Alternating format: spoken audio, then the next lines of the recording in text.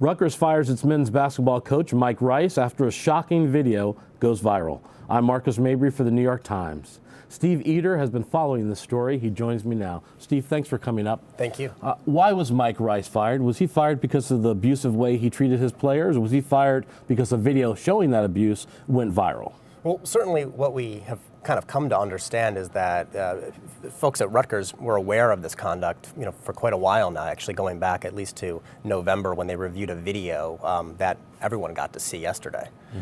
So from there was a review that was done. There was a suspension that occurred. Little was told to the public about this video and the matter and what was happening behind scenes.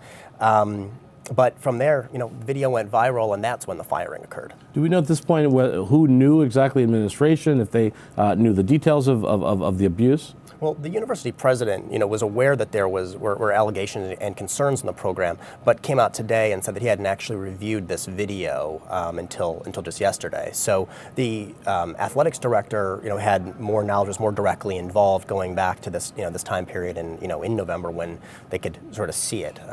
And obviously, this is obviously not a way that most head coaches treat their athletes.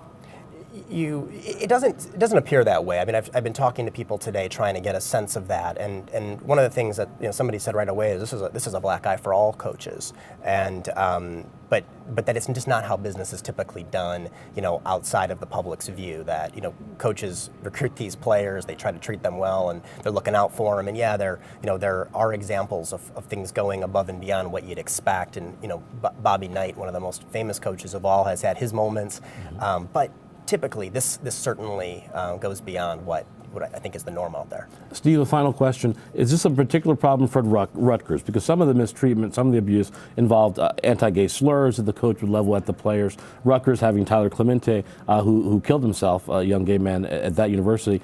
Does this present a particular problem for them?